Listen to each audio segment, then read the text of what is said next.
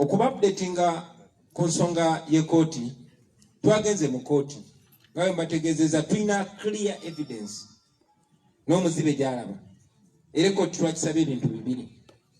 Twagisabye esazeemu okulangirirwa kwa Museveni. At worst tuddeyo mu nsiike.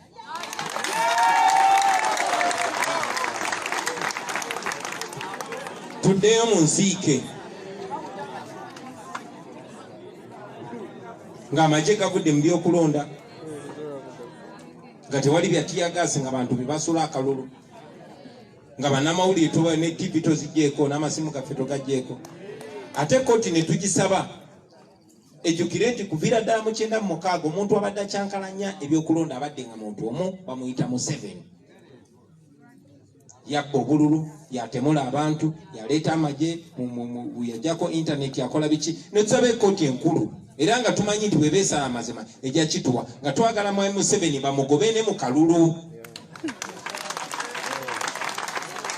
Bannange nno bino ebintu mbirabanga ebitasoboka. Naye Mwami Museveni yasooka tu dismissinga nga tuyita bayaayi naye kati takyasobola bbiisa mu kamwa.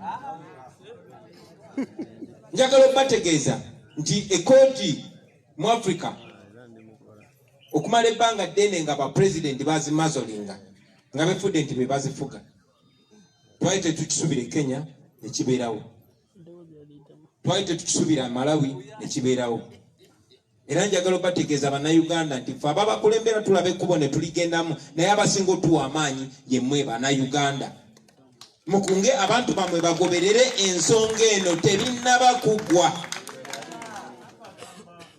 Bajja kufuba nnyo okuteekawo ebiboozibozi ukana akalulu baagala kadde emabega waffe mbu tugende mu maaso. Tewali mu maaso gye tulaga. Bino tebinnaba kuggwa.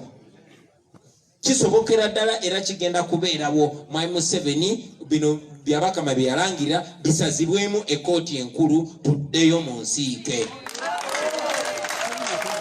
Ekyo ekkooti bw'eremo kiwa bannayuganda bajja kukyewa kubanga ensi ya bannayuganda.